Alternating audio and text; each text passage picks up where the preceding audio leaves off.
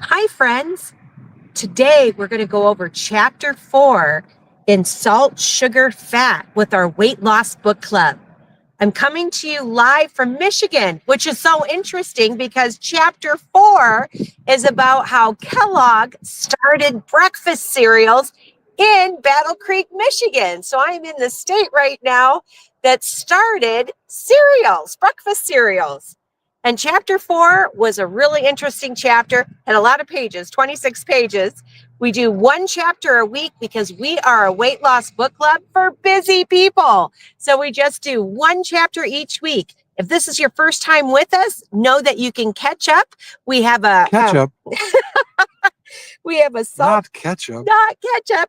We have a salt, sugar, fat book list, playlist, and each chapter is recorded there. But we do this live. So if you have questions or thoughts about this chapter that you want to discuss, please put it in the chat. And my husband, Jeff, is monitoring that chat and he'll post your questions for me and let me know what your thoughts are.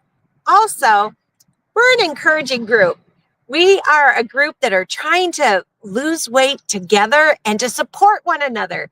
So if you've had any wins this week, even if you didn't read the chapter, please put your wins in the comments and we will celebrate you. Did you end it by accident? My husband's making a face. He's a little nervous. If you can hear me or see me, I have to. we I start. don't even know how to get back. Oh Hold no, on. we stopped. There we go. Sorry about Are we that. back? I think we never left. But if you experience vertigo when I turned the screen, Sorry. it's because I'm having to click on the screen every so often to revive it. Okay. And the last time I clicked on the URL and it thought I was doing a Google search. Oh dear. So I'll try to be more careful. Okay. Usually when we do these book clubs, I'm at home, which is in Arizona, and I'm using my computer. But we are traveling in an Embassy RV right now, and we are in the Upper Peninsula of Michigan. And so I'm really excited. We actually have some internet because I didn't know for sure if we'd be able to go live today. So for all the dads out there, happy Father's Day. Today is Father's Day in 2025, if you're catching it on a replay. So anyway, a big happy Father's Day to all you dads out there. And for those of you that are able to catch us live, please let us know what your thoughts are, or if you've had any wins this week, because we really love celebrating those wins and celebrating you. Now, chapter 4 was quite a long chapter, actually about 26 pages long, and it's called Is It Cereal or Candy? And it talks about how cereal got started.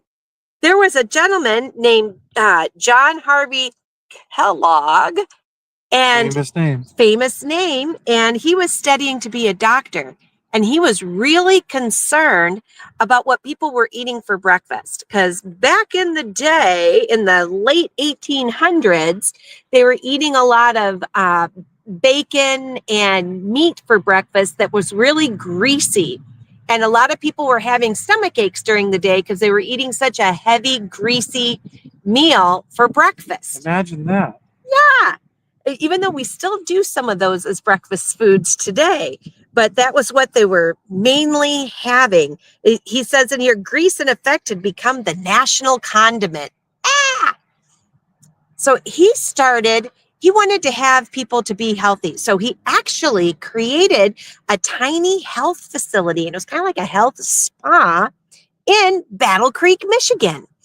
And there he had people exercising together, and he absolutely hated salt and sugar. He knew in the 1800s, he knew salt and sugar wasn't good for you. And he also didn't like fat as well. So he would have people eat no sugar, no salt. They'd eat a little bit of meat, and then they would eat things that were very, very healthy, more like fruits and vegetables, those kinds of things. And when they would come to this sanitarium, I think it's what he called it, he would have them eat healthy. He'd have them exercise, And he even gave them enemas. Kind of an interesting spa experience. And then he discovered how to make a cereal, one of the first cereals, and that cereal didn't have any sugar or salt in it. He had seen somebody come and they were eating, I don't know, not oatmeal, but something kind of mushy. And he figured out how to bake it and turn it into flakes. And he started serving that to the people who were staying at the spa. And they liked it. Wouldn't say they loved it, but they liked it and they ate it. Hey, Mikey. Hey, Mikey, they liked it. Well, then John Harvey Kellogg had a brother named Will Kellogg. And Will, he was really noticing that there was an opportunity to make money on this cereal, because John Harvey, he was only making it for his guests that would stay at his spa, but that spa was really taking off. He'd have like 400 people over there. So it was a really big spa, but it wasn't really big. Just a second. Hey, Jeff, you might have Jeff had a bug on him. Sorry. It's off you now. Anyway, sorry, we're outside. So anyway, Will was like, hey, we're selling a lot of cereal to the people who are coming to the spa. What if we mass produced it and could sell it? So he started working on that, on trying to get it to sell so they could make bigger profit margins. Now, John Harvey, he wasn't so much into making profit. He wanted to make a difference, and he wanted people to eat healthy, and that was his goal in life. There's also a hair on your. There we go. That was also his goal in life. We could do this. Sorry, van. Sorry. That was also his goal in life. Was John Harvey Kellogg, who was studying to be a doctor. He wanted to make people healthy, but his brother was really looking forward to making some money. Well, John Harvey went off to a medical convention somewhere. And while he was gone, Will decided to play around with the recipe a little bit, and he threw a little sugar in the batter of the cereal. And then when he baked the flakes and gave it to the spa guests, they loved it. They loved it a lot more with having a little sugar in there than they did when John Harvey made it. And so they were absolutely loving it. Well, when John Harvey came back, he was furious. He was furious that his brother messed with the recipe, because he did not want people eating salt and sugar, and he wanted them to eat a lower fat diet. So he thought he was just appalled. But Will saw that he had a gold mine here with adding a little bit of sugar. And so they fought about it. They fought about being able to have their own cereal companies, and they fought over using the Kellogg name in court. And Will won. So that's how Kellogg's got started. And do you know how Post got started? There was a gentleman who went to the spa, the Kellogg spa, and he really enjoyed that cereal, and he was extra good at marketing. And he thought, there's room in this world for more cereals. And I bet if we market it really good, it'd make a lot of money. So he started a competing spa and a competing cereal company. And guess what the guy's last name was? Post. And so that's how Post got started, also in Battle Creek, Michigan. Then later, Post started adding even more sugar. Post was the first cereal to actually put a sugar coating on cereal. Flip around this way. Oh, yeah. We don't have any guests on here that didn't want to be part of this live. So anyway, Post, he even started putting sugar on the outside of his cereal. Candy coating. And he also created Postum, which is something that's different than coffee because it doesn't have caffeine in it. And so he started really promoting that too, that that his postum would be really great. And he loved grape nuts. He created the grape nuts years ago. That was one of his first Wasn't the cereals. nuts because they were nuts for it, or that it tasted kind of like nuts? I think that it kind of tasted like nuts, but he probably would go for both of those. Absolutely. And then later, General Mills became a powerhouse in the cereal wars and started adding their stuff. And in the 1970s, 85% of all cereals were one of those top three. Well, then the FDA got involved and they were a little concerned that all three of these cereal makers, they controlled the market and I they, think it was the Federal Trade Commission. well, it's a Federal Trade Commission. Oh, I'm Got it. sorry. About I got monopoly confused. practices. Yes, that it was like a monopoly. The FDA doesn't care about Right. that. They care about Food and Drug Administration. Oh, I'm stuff. sorry. I messed that up. See, that's why it's good to have Jeff here too and to have you guys. And so, anyway, they were afraid it was a monopoly. Even though there was three of them, they would raise their prices together and price fixing. So they tried to fight them, but those three companies were making tons of money. So they had really good lawyers, and eventually the lawsuit got dropped. Let's see, what else was really important? That's like, is there any comments, Jeff? There are comments. Okay. Would you like to hear them?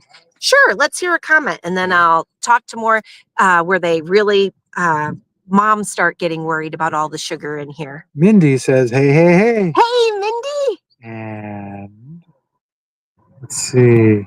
Mindy then says, let's see if I can put this on the screen here. Hold on. I don't think the book mentions this, but it's well known that J.H. Kellogg believed a diet centered on bland foods like cereal would lead Americans away from sin. Oh. One very specific sin, self-pleasuring. Oh, they did not mention that in that chapter, but that is really interesting, and that does make sense to me that he would have done that. Let's see. And Stella. Hi, Stella. Says, hi, Gina. Good afternoon. Good afternoon. Glad to have you here. And let's see, wait, if I can go any farther here. There may be another comment down below, but I can't get to it. I'll see if I can get to it shortly. Okay. Well, let's see here. So next up, there's a dentist that is mortified with how kids were having tons of cavities, that it was just an epidemic of cavities. And he's blaming the cereals on it. So this dentist bought 78 brands of cereal, or types of cereal, because there's probably quite a few from Kellogg and Post and General Mills. And he bought 78 different types of cereal home and took it to his lab to find out how much sugar is really in this cereal. And he was mortified how many boxes of cereal had more than 50% of the calories was sugar, was just pure sugar. So he ended up writing an article that got picked up in newspapers across the country about cereal. Is it cereal or candy? And he really started I know. people being worried. What's the answer, Jeff? Candy. Yeah, it really was. Oh my gosh. And then there was a lot of marketing that was really going towards the kids. And they say in there that if the child's name's Charlie, Charlie's mom wants to make Charlie happy. And so if Charlie sees a cereal that he really likes from watching cartoons and catching the commercials, his Charlie's mom is going to buy it for him. And they call that like the kid effect. And they were making tons of money marketing these candy coated cereals to kids. And it's funny, I remember those commercials because I was a kid I was born in 66. So I was a kid in the especially in the early 70s when they were doing Tricks Are for Kids and Cocoa Puffs and Frosted Flakes. They're great. What about Sugar Crisp? And Sugar Crisp. Sugar Crisp. Yeah, with Sugar Bear. I found the comments I was missing. Oh, okay. At least some of them. Let's see. Mindy also said, I remember eating Rice Krispies and adding sugar to it. Yes, I used to too. Absolutely. And let's see. Mindy says, when I was making the adjustment or whatever, I went on to a Google search instead. She says, we see and hear you, although I'm a little dizzy now. And let's see if I missed another one here. Oh, and Mindy says, Happy Father's Day, Jeff. Thank you very Aw, much. Thanks, Mindy. And Deb Zimmerman says, Hi, Gina. Hey, Deb, you caught us live. Yay. Happy Father's Day, Jeff. And I read that one. And let's see, Robin Lockwood. Let's see if I can get it to show on stage too. Says, and I love the color blue on you. Oh, thank you. And hey, Robin, I think we're going to make it to Minnesota on Thursday. I would love to do a live with you again, and we do it in person. It'll be so fun. The first time I get to actually meet you in person. So I'll be letting you know when we get a little closer, when we figure out where we can camp somewhere in Minnesota that's not horrifically far for you, that we could meet up and maybe do a video together. That would be so fun. Oh, and Robin has another comment here. Okay. I loved honeycomb cereal and chocolate chip cookie cereal. Why did they just call it chocolate chips? Yes. Cookies. Yes. And watching Tony the Tiger make me great. Exactly. Exactly. And so they knew it was the best to really market to the kids, and because the kids would be asking their parents for these cereals. I think that Tony the Tiger actually named these lakes here in Michigan because they're great lakes.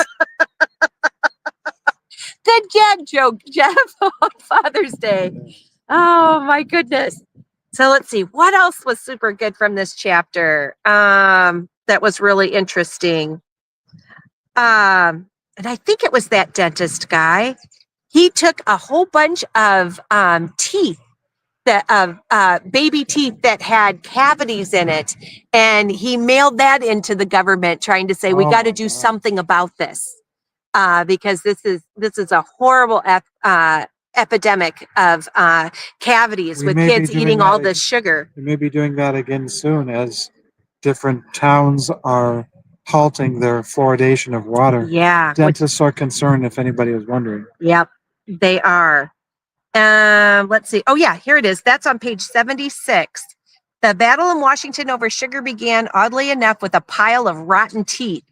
In 1977, 12,000 health professionals had signed petitions asking the Federal Trade Commission to ban the advertising of sugary foods on children's television shows. And the consumer groups who had joined them decided to add a little theater of their own. They collected 200 decayed teeth from pediatric dentists, bagged them, and sent them to the FTC along with the petitions for the advertising restrictions. That would get their attention. Wow. You would think. Wow. And what was hard, where they were trying to get the commission to have them stop all advertising for children. Well, the TV networks, the media networks, they were making $600 million a year in the 1970s. That was a lot of money a year on advertising to kids. So they didn't want that to happen. And they could afford really good lawyers. So that didn't really totally, I don't think they were successful. And part of this also, Gina, if I remember right, there was a big push to use cartoon characters, kind of like they used Joe Camel to advertise for cigarettes. They used one that Robin Lockwood just mentioned right now, Follow Your Nose. Who said that? Who said Follow Your Nose? Fruit Loops, the Toucan Sam. Toucan Sam, that's right. That is right, Robin. I remember that. Let's see. Oh, I also highlighted on page 77 that food manufacturers now spend nearly twice as much money on advertising as they do the ingredients of their cereals. Oh, wow. Wow. They wouldn't spend that kind of money if it didn't pay off. That's right. And Ralph Nader, he warned them. He said, if you take on the advertisers, Nader told someone who's like the head of the FTC, you will end up with so many regulators with their bones bleached in the desert. Well, that's a little scary. And they tried to get I skip the Robin didn't- says, by the way, while we're stuck there, yay, I would love that. I think your visit. oh yes, that we can visit. I was like, Not Toucan Sam. I don't think. oh, that would be so great, Robin. And Robin has been losing a lot of weight on taking GLP-1s, just like me. And she's even doing better than I am. And we started around the same time. She's amazing. She's lost over 60 pounds already. So I'm super proud. I'm super proud of Robin. And I can't wait to meet Robin in person. Let's see here. Oh, I also found it interesting on page 80 that that there were 3,832 ads for mostly sugary cereals, 1,627 for candy and gum, and these are all advertisements to kids, marketing to kids, 841 for cookies and crackers, 582 for fruit drinks, 184 for cakes, pies, and other desserts. But for What about- unsweetened foods like meat or fish or vegetable juice or other things, there were 4. What about Krabby Patties? 4. Okay, Robin Lockwood says, grape nuts, back to nature with Ewell Gibbons. That's right. Did you ever eat a pine tree? Have you ever eaten a pine tree? That's right. Oh my gosh. Many parts are edible. That's what I hear. Let's see. There's So- not a lot of advertising for eating pine trees, though. No, there's not. There's not. One of the things that the cereal people started doing is they started changing their names. Once moms had read, the articles about is it candy or is it cereal, they were like, whoa, wait a minute. And I remember my mom, she wouldn't let us buy Trix and we couldn't buy Fruit Loops. We did get alphabets, but I think she was hoping, because we'd play around spelling things in our cereal bowl that maybe there was Educational. at least it was educational. So every now and again we would get that. Oh, for Robin's visit and going live with you, Uh-huh. she says, I need to find a hard hat. That's true. I talk with my hands a lot. And everyone's always worried I'm going to smack Jeff when I'm sitting next to him on the computer when I we go didn't bring live. it in the van, Robin, or I would lend it to you. He did buy one though. Oh my gosh.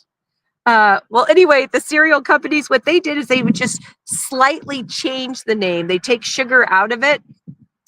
So like instead of Super Sugar Crisp cereal by Post, they changed to Super Golden Crisp. Oh, no. Instead of Frosted Sugar Flakes. Frosted Flakes. I think it just became Frosted Flakes instead of Sugar Frosted Flakes. But they weren't changing the recipes. They were just changing the names to make it sound a little bit better since some of the moms were starting to worry about it. And then in the 1990s, Safeway and Kroger started doing generic knockoffs of the name brands, and they could sell it for a lot less money because they weren't using any advertising. They were just kind of copying the recipes, making the recipes very similar, and then just putting Safeway brand on there. Oh, And I remember when that happened, and it was the bagged cereals. yes. They would put them in bags instead of boxes, also saving money. And they would be down low. Yeah, When the coveted spot is right eye level. that is true. Now, Robin says, I don't see my movie I posted earlier. There was a comedy on Netflix called Frosted. It's Oh, cute. really? Thanks, Robin. We got to look for that, Jeff, because that'd be really good while reading this book. I bet that would be really fun to watch. Oh, and Mindy, who should know, because she did a live with you also, said, Yeah. yes, Robin, it's frightening if she's standing close. And if I end up going to your apartment, Robin, I'm gonna show everybody what's inside your refrigerator. That was so funny. Oh, So fun with Mindy. Oh and my Robin gosh. says, I remember, Mindy. See, there's a lot to look forward to. Oh, and Robin has been on my show live, just Right. like Mindy had, but So she but we knows. did it. Well, no. But we first did it where it's kind of like Zoom. We're using Yeah. StreamYard app. And so we were in different states while I brought her in live through her computer and our computer at the same time. Right. But and I did that with Mindy first too. And then I got to meet Mindy at her house. And I'm going to do that with you too, Robin. But we might be meeting at a campground, maybe someplace fun. But if we end up at your place, do know I will be opening up that fridge live so we can see what you're eating. That's helping you to lose so much weight. Okay, now where am I at here? Anything else that was super exciting with this chapter, Jeff? Oh, and then they started figuring out, just like with the pop, the soda pop chapter we did last week, where they started adding all these different flavors. So like even like Dr. Pepper, there's the cherry Dr. Pepper, and now there's a coconut cream Dr. They didn't Pepper. call them spin-offs, but there's something else, like an extra line or. Where they expand their line, their product line, and add a couple other flavors to it, flavor twists. Have you ever seen the Cheerios aisle? Oh my gosh, there's like so many flavors of Cheerios now. It's crazy how many different flavors of Cheerios. Shrimp Cheerios. No, there's not shrimp Cheerios, but there are a lot of different flavors of Cheerios now. And they do that because they want their product to appear new. So they'll come up with a slightly different version of it, or they'll put toys in the box. And they talked about that. And I think they stopped putting toys in the box, but that was a big thing. I used to love getting the toy prize, and that was something else they could market to us on TV, that if, in Trix, it's going to have this toy or that toy. You really want that toy. So you really beg your mom for that particular brand of cereal. But they like doing that. So they're constantly gaining excitement so that people will want to continue to purchase their product and maybe even buy more boxes of cereal this week than they bought the week before. In the education world, they call that novel and vivid. Mm-hmm. And that's what they want to do, is keep things novel and vivid. Let's see here. Anything else that I thought was really exceptional? Kellogg was going to do some weird advertisement where their cereal was going to have the apples and the cinnamon in it. And it was like the cinnamon stick character was going to do a race with a grumpy apple. And there was a lot of concern about that because I'm not sure if it was the center. Oh, wait, Kellogg's. Wait, here we go. Because I thought that was, Why I thought was that the was apple interesting. grumpy? Let's see. It was the Better Business Bureau that tried to talk to them and said, Kellogg responded to a complaint from the Better Business Bureau by agreeing to give the apple a softer demeanor, but insisted that children who saw the ads came away with the view that apple flavor was not an appealing taste in cereal, rather than apples themselves being bad. But consumer advocates were aghast and worried about the potential damage to one of the central tenets of better childhood nutrition. And Kellogg was giving apples an evil face. Though Apple Jacks contains very little apples, less apple or apple juice concentrate than salt, it is inappropriate for Kellogg to disparage the taste of apple, said the Center for Science in the Public Interests. So anyway, they were, so it was Apple Jacks. They were going to do some weird commercial where there was a mean, grumpy apple, and cinnamon was winning the day. Yikes. Weird stuff. Oh, just shows you that advertising can work. Okay, here's one advertising that I got suckered into as a mom in the 90s. Do you remember, and this, I think they talk about this on page 91, when Frosted Mini Wheats, when they did their commercials, they said that there was a study And children who ate Frosted Mini Wheats for breakfast did 20% better in school than kids who didn't. Because, and I remember them saying it would like last 4 hours or something, that it would help your child to feel fuller longer. And that helped their attention span, and it made them smarter, 20% smarter than other kids, if that's what they had for breakfast. Well, come to find out, not only was there a study about it, that study was paid for by the company. I think it was Kellogg. Is Kellogg's the one that makes Frosted Mini Wheats? Quaker Oats. I don't know. Kellogg Kellogg. devised an ad campaign that sold Frosted Minis as brain food. Early 2008, that centered on the premise that Frosted Mini Wheats would help children get better grades. Help your kids earn an A for attentiveness, the company said in a media release that touted the ad campaign. And so then people started asking, well, we want to see that study. Show us that study. Come to find out, not only was that study paid for by Kellogg, they lied. Even in their own study that's kind of skewing things, they totally lied. They couldn't reproduce it. Only 1 in 7 kids did better who ate Frosted Mini Wheats. So it really didn't work. So then Kellogg's for 6 months they were told, you've got to stop advertising that because that's false advertising. And so then they ended up settling out of court. And they had to give like $5 million to charities, and anyone, it was a class action lawsuit, anyone who bought Frosted Mini Wheats because of their claim to make their kids 20% smarter, they gave them their money back. But then they started thinking, well, you know what? That really worked well. That was a good advertising campaign to have parents think that they're helping their kids.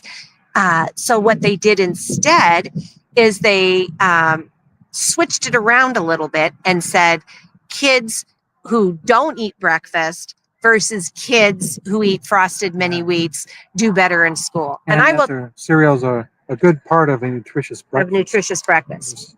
Now, I need to tell you, I used to be a kindergarten teacher and a 3rd grade teacher. Years ago, I was a classroom teacher. And it does make a difference when a kid has breakfast and when a kid doesn't. A lot of kids who don't have breakfast, they're very tired, they're very lethargic. It's harder for them to concentrate. They'll complain that their stomach hurts, and really their stomach is hurting because it's grumbling. They're starving. They're so hungry. And it's hard for them to pay attention when they're paying more attention to how much their stomach is grumbling. But it's probably best to have food that really does stick with you for longer rather than a high sugar spike and then sugar low after that because the food was high in sugar. True. Oh, by the way, Robin, but it's still better than nothing. And I will agree to that. Robin has a comment. Okay. Down 69 pounds. Wow, thinking Robin. 70 soon. You know what? You might hit 70 pounds next week. We'll just have to celebrate that on Thursday. That's awesome. Congratulations. She mentions Frosted is a comedy about the competition between Post and Kellogg's. Oh. Frosted. Was that Did we see it? The Pop-Tart one? Did we see it? It was about the Pop-Tarts because there is, they had talked about that, I think, in the last chapter. There was the 2 different kinds of Pop-Tarts. We'll have to look. I think we did see that. And doesn't that was the Pop-Tart one we saw with Jerry Seinfeld and oh, it was really good. But you know, it'd be fun to watch it again while we're reading this book. That's right. It was about the Pop-Tarts. And Post had a Pop-Tart, and so did probably Kellogg's or General Mills. Oh my gosh, we do need to watch that again. I think that had Melissa McCarthy in it. She's one of my faves. Okay. Let's see. I think that is, I think that's most of it. I think that's most of what this chapter is. Next week, the chapter is, I want to see a lot of body bags. What? Oh my gosh. Oh my gosh. Was it Terrible name for a chapter. Yes. I wonder who said it. Yeah. Guess we're going to find out. Yeah. Guess we're going to find out. Next week, Sunday, I think, Jeff, we're going to be in Florida. We're going to be flying into Florida to go on the downsized cruise. Do they have internet in Florida? We may or may not be able to do chapter 5 next Sunday. I'm not entirely sure Because of where we'll be. of where we'll be. We might not be at the right time, but I'll put something in our post section of our Anchor Moments YouTube channel to let you know if I can go live. I'm not entirely sure. I'll let you know, or maybe we can switch it, maybe do it on Saturday instead. Maybe we'll go live Saturday instead next week with chapter 5. Mindy has a little icon, which I cannot see what it is. So small on my phone. I am not certain. But and Mindy's going on the cruise with us Sure. too. I'm so excited. And Barb, help at any cost. okay, say goodbye. Is that all we could get?